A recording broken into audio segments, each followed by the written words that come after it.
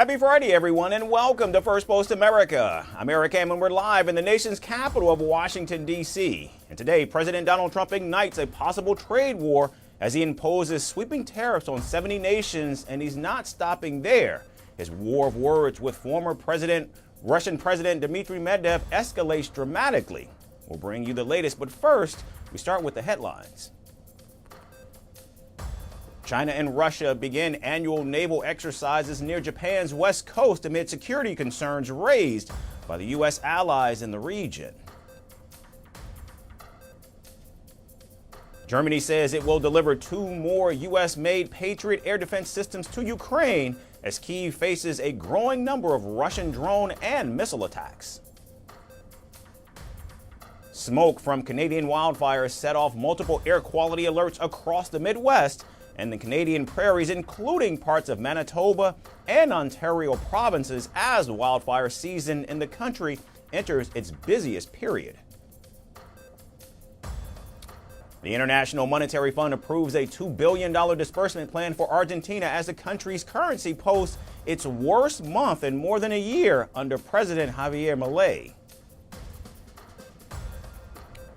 And the French wine industry says the country's liquor sector will lose over $1 billion should the U.S. go ahead with imposing a 15% tariff on their products starting next week.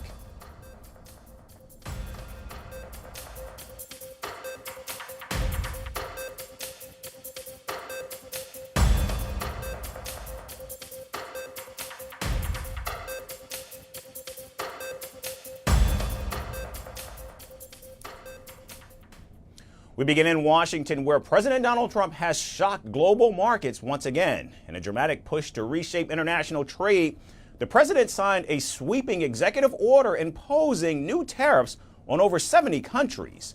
The move comes just ahead of today's deadline that President Donald Trump himself set to finalize trade deals. The executive order outlines import tariffs ranging from 10 to 41%, targeting dozens of U.S. trading partners. Our 18 major trading partners, 2/3 of those trading partners have a deal.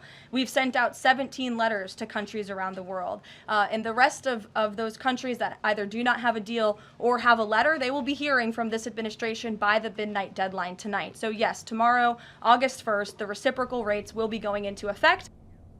And here's a rundown of the latest tariffs and countries that are now being impacted. The highest tariffs, 41%, will hit Syria. Other countries like Laos and Myanmar face 40%, while Switzerland will now pay 39%.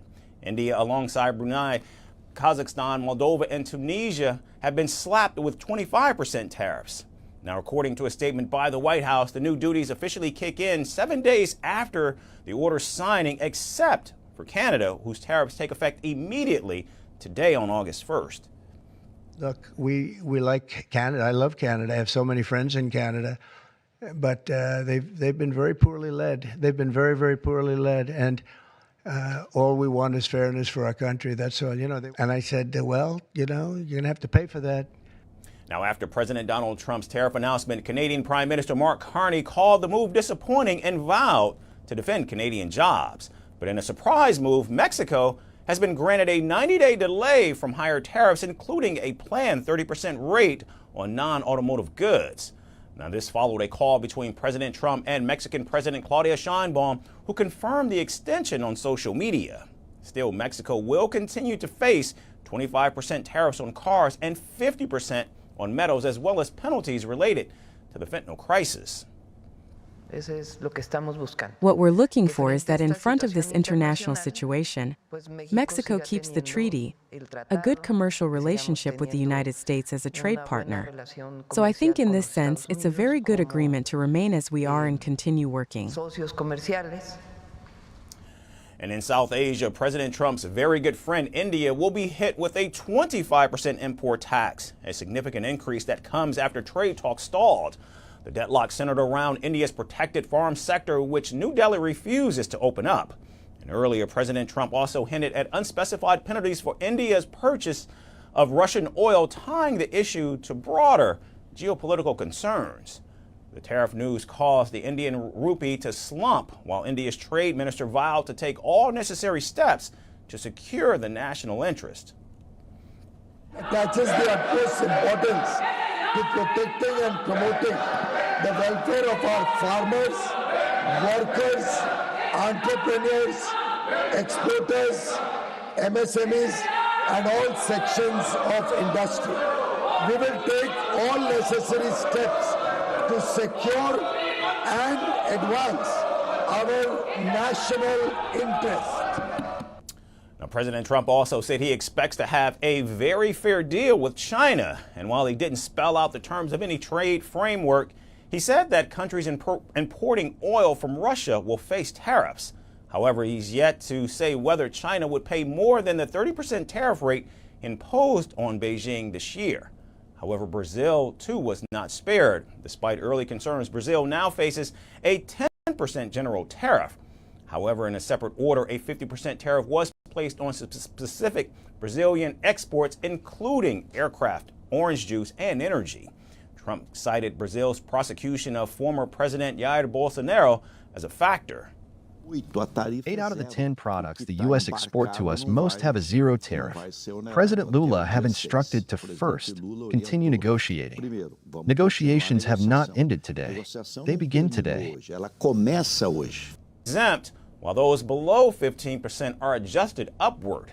Also, tariff rollout, consumer prices are already rising, and U.S. data shows sharp jumps in furniture, vehicles, and clothing costs. But the president says this is a necessary price for long-term gains.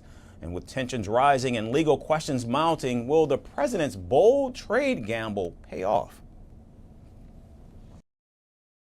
And in a standoff straight out of the Cold War playbook, President Donald Trump and former Russian President Dmitry Medvedev are locked in a dangerous war of words. The fiery exchange between the two began with an ultimatum.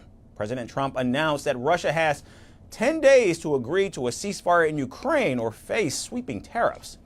President Trump's ultimatum came with a caveat, however, as he himself stated that the tariffs may or may not affect Russia.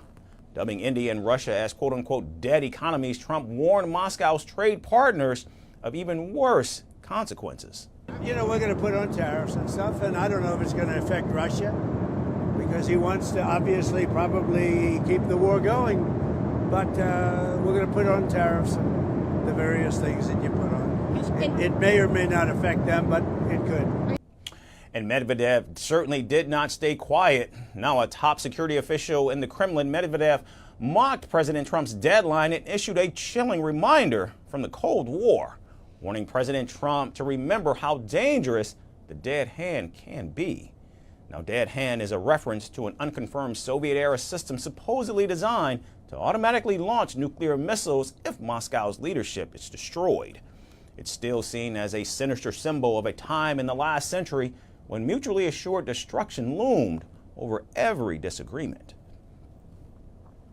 As for dead economies and dangerous territory, maybe you should rewatch his favorite zombie movies and remember just how dangerous the so-called dead hand, which doesn't even exist, can be. And President Trump hit back with a personal attack, calling Medvedev a failed former president who thinks he's still in power. Now, this is President Trump's second critique of Medvedev in recent weeks, but this isn't just a social media feud. In fact, there are real economic consequences at play. President Trump's tariffs, including supposed additional penalties on India, mark a major escalation in his plan to choke off Russia's economy amid war in Ukraine. The penalty on Russian oil buyers could send shockwaves through global trade and risk straining U.S. relations with long-standing strategic partners such as India. And with Medvedev mocking U.S. lawmakers and President Trump taunting foreign economies, the war of words is not slowing down. Medvedev recently called Senator Lindsey Graham Gramps and urged him to work on America first. He claimed Russia will decide the peace table on its own terms. So tariffs on one side, nuclear threats on the other, and a clock ticking on Trump's ceasefire deadline for Ukraine. With each post and provocation, the stakes get even higher. Heavy rain, stranded commuters, and a state of emergency. This week's storm turned New York City into a drenched, chaotic maze. And for the second time in 2 weeks, the East Coast struggled to keep moving as severe waterlogging and poor drainage in America's largest city upended daily life. Heavy rains lashed the Northeast with flash floods turning streets into rivers. In Staten Island, floodwaters erupted from manholes. In Queens, cars sat half submerged. Traffic cams captured drivers climbing on roofs of their vehicles as rainfall poured at rates of over 2 inches per hour. The situation quickly spiraled into a region-wide transport emergency just as the evening rush hour began to unfold. Sections of major roadways were closed and train services partly came to a halt. Video footage from Grand Central Station showed water pouring over a train at the platform, and a Long Island commuter train had to be evacuated by firefighters. Other rail lines in New Jersey and Long Island faced suspension or major delays.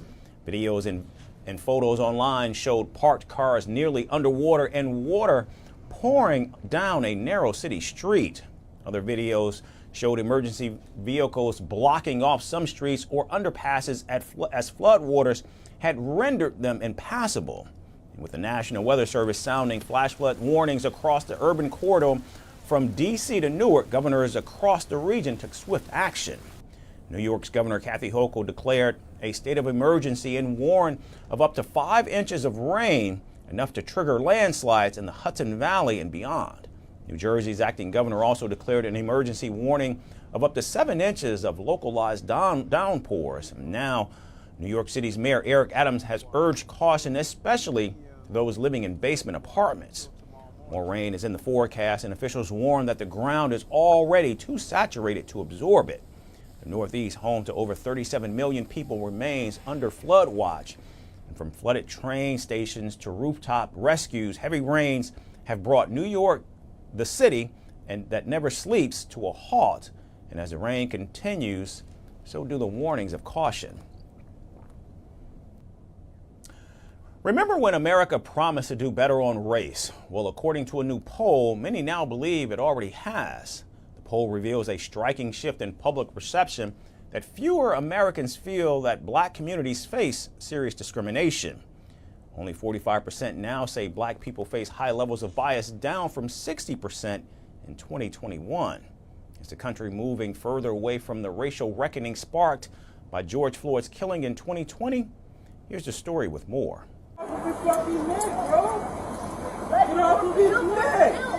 4 years ago, following the murder of George Floyd, the US entered what many called a racial reckoning. Protests filled the street. Companies vowed to do better, and diversity, equity and inclusion, or DEI, became buzzwords in boardrooms and classrooms. But today, Americans seem to think those efforts worked or weren't needed at all. A new poll shows a sharp decline in how many people think discrimination remains a big problem. Less than half of US adults now say black people face a great deal or quite a bit of discrimination. In 2021, that number was 60%, but today it's just 45%. This poll shows that Americans' view of racial discrimination has shifted substantially since 4 years ago. In fact, fewer than half of Americans think DEI reduces discrimination for any group, including women, black, Hispanic or Asian communities. Meanwhile, around 1 in 4 believe DEI is making discrimination worse. And while only 15% think white people face discrimination, almost 40% of white adults believe DEI is actually discriminating against them. Interestingly, the backlash isn't just coming from the outside. Some black and Hispanic Americans now believe DEI may be doing more harm than good. Around 40% of black respondents and a third of Hispanic respondents say DEI increases discrimination against people like them. It's a similar story for other groups. Concerns over discrimination against Asian Americans fell from 45% to just 32%. Views on discrimination against Hispanic people stayed steady at 44%, while only 15% believe white people face serious bias. Experts believe the US has backpedaled on its promises, and the everyday reality of black Americans is being downplayed. What started as a reckoning is now becoming a retreat. It's a complex landscape, with beliefs of progress, perceptions of reverse discrimination, and faith in fixes all colliding. Americans may be growing less convinced that racism is a major problem, but that doesn't mean the solutions have been agreed upon. As the country moves away from its post-2020 commitments, it faces a new challenge. Can you fix a problem that many no longer acknowledge? El Salvador's President Nayib Bukele is now allowed to run for office as many times as he wants after his party passed major constitutional changes. The reforms, pushed through quickly with little debate, also extended presidential terms from 5 to 6 years and eliminate the second round of voting. Now Bukele, who calls himself the world's coolest dictator, is popular for his tough stance on gangs, but critics say the changes weaken democracy and increase the risk of one-man rule. Even human rights groups are raising alarms as power becomes more centralized. Here's more from El Salvador. Democracy took a sharp turn in El Salvador this week, right into the waiting arms of its wildly popular, self-proclaimed, cool dictator. On Thursday, President Nayib Bukele's party rewrote the rulebook, quite literally, with the swift passage of sweeping constitutional reforms in the country's legislative assembly.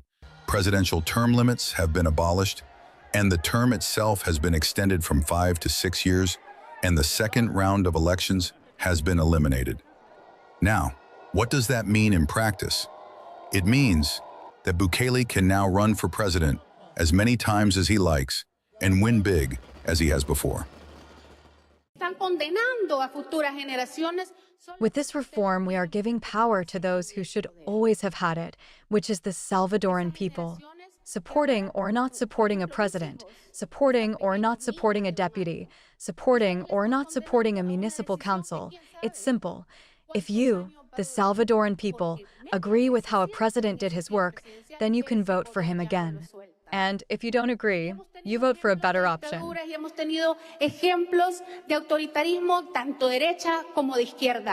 Now the move was pushed through with lightning speed under an expedited procedure that left little room for debate or dissent.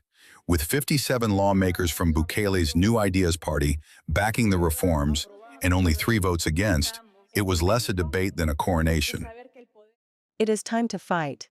It is time to know that the power has always been and will always be in you. That with these reforms what we are going to have is more abuses. A small circle in power that is going to want to keep abusing that power, abusing the people. In fact, even the timing was telling. Passed quietly just before a national holiday, while much of the country was tuned out enjoying the summer. It is a textbook power move, the kind that would make strongmen from history nod in approval. Now, Bukele, 44, first became president in 2019 and was then re-elected in 2024, despite a clear constitutional ban on consecutive terms.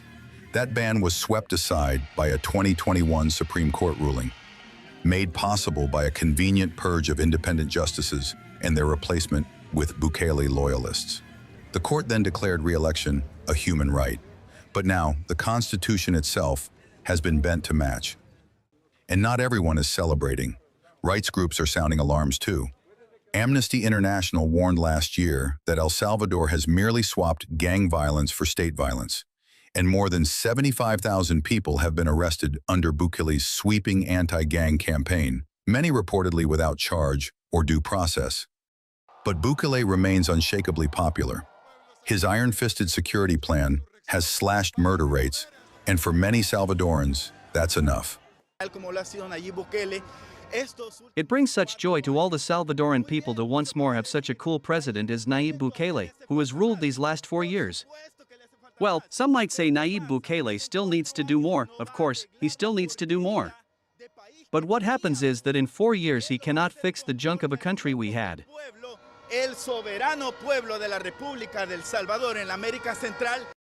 And he knows it. World's coolest dictator, he once called himself, tongue firmly in cheek. And now it feels more prophecy than punchline. With these latest reforms, Bukele has achieved something extraordinary: legalized permanence. He just found a way to stay in power forever. Elections will still be held, of course, but with the rules rewritten and the opposition marginalized, El Salvador's political system is starting to feel less like a democracy and more like a one-man show with a rotating calendar. Because Bukele didn't comment after the vote, maybe he didn't need to. After all, in El Salvador, Power no longer knocks. It lives here indefinitely. Sus aliados, sus socios. From all of us here at Firstpost America, we certainly thank all of you for tuning in, not just today, but every day. Thank you so much for being with us, and we look forward to seeing you right back here next week. Have a great weekend, everyone.